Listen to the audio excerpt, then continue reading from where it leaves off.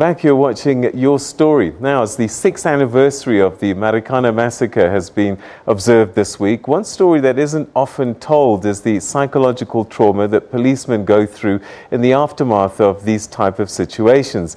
Invariably, following orders, things can and do go wrong.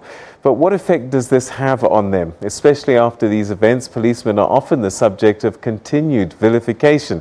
Well, to help us explore this, I'm now joined by clinical psychologist Hayden Knibbs, who's in our Pretoria studios. Hayden, thanks very much for joining us.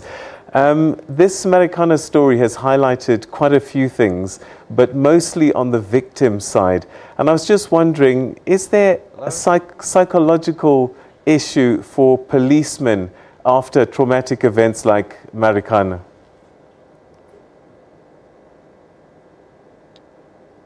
Hi, Peter. Sorry, the microphone is a bit of a challenge here. I'm struggling to hear you. If I heard you correctly, you said, is there psychological consequences on police for an event like Marikana? Yes. Yeah, well, essentially, if I can first say, obviously, this is a very delicate issue, and in order for us to really try and wrap our heads around the consequences for the police, we have to try a little bit to step in their shoes, which a part of me almost wants to say, I wonder if we are even ready as a nation because of the trauma around it and because of the painful loss that most of many families experienced. That being said, if we do look at it from the perspective of the police, I will say any time where an individual is in a situation where there is a potential risk to their physical integrity or the physical integrity of those around them, then there is a potential to be psychologically traumatized.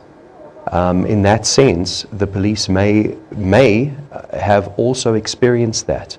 It doesn't necessarily have to be real danger. I truly think perhaps there was real danger, but a perceived danger will have the same impact. So if police officers did perceive or believe that they were in danger themselves, or their fellow officers as well, certainly they would go through the same psychological process that happens, what we see in trauma, which essentially is, as the experience is processed, our minds basically put us in a state where we are more functional, where we can deal with what is at hand, and in a sense we don't fully process what occurred.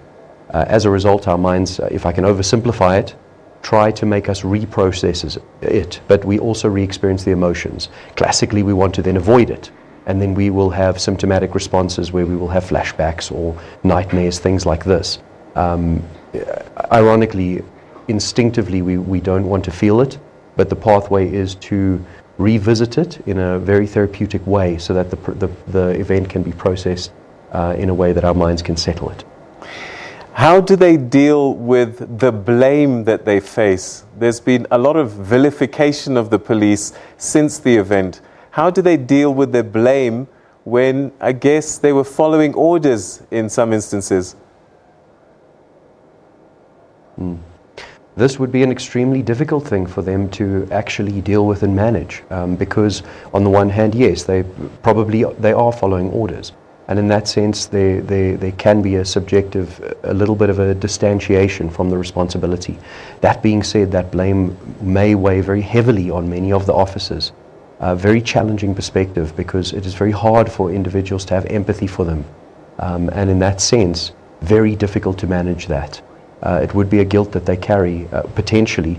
That would be something that they would have to process and reach a point where they realize that they were part of what was occurring and not necessarily solely responsible as an individual, rather a cog in a machine that had dire and very unfortunate consequences, very painful consequences. Tell us about the psychology during the event. I wonder if certain instincts kick in. You hear gunfire, you're trained to fire back. How much of that happens automatically? There will be quite a large portion of it that happens automatically. Essentially, in a situation like that, what is happening, I don't want to overcomplicate it, but there is an element of the mind that judges critically evaluates all of our surroundings, how to manage a situation. When an instance like that happens, we bypass that element and we click into what we're calling selective thought. And for a moment we focus only on one outcome, and a lot of it will be automatic, and it for some people will go past in an instant, for some people will be almost in slow motion. But it will, a lot of the training will kick in, and a lot of almost automatic behaviors will kick in as well. So we're talking about Marikana, but they're facing these kinds of situations with smaller groups all the time. When they leave home, they don't know whether they're going to come back home that evening based on what might happen.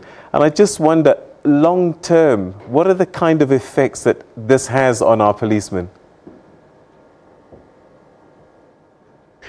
Yes, absolutely. The policing environment, especially within the sub-pockets of policing, obviously many different policemen have different roles, but those that are in roles that are in constant danger, constantly faced with this, it will certainly have, what runs the risk, has the potential of having cumulative traumatic impacts. And the psychological consequences can be quite a lot of high levels of anxiety and high levels of suffering for the police officers, that if they are not managing it effectively, psychologically speaking. Is there anything we can do for our policemen in advance to prepare them, to take them through these kinds of things, so that when it does happen, A, they're either able to make different decisions or better deal with the situations? Very difficult to build in that resilience. I would say part of the training, very, very thorough, very, very up-to-date, advanced training will certainly assist them, because it will instill a sense of confidence, a subjective sense of control, which will certainly empower them in the situations and facilitate clearer problem solving and decision making. So that will make it easier. It should assist in the impact, but I would say definitely that is a strong focus. Also, after the fact, I know it is not ideal to put out fires, as it were, but certainly it is to not ignore the potential process of having those experiences not fully processed or effectively processed. Rather, I will say, spend the time, put in the effort, put in mechanisms that allow the police officers to be able to therapeutically process these incidences. Hayden Knibbs, we're going to have to leave it there. Thank you very, very much indeed for joining us and sharing your insights with us. Thank you so much indeed.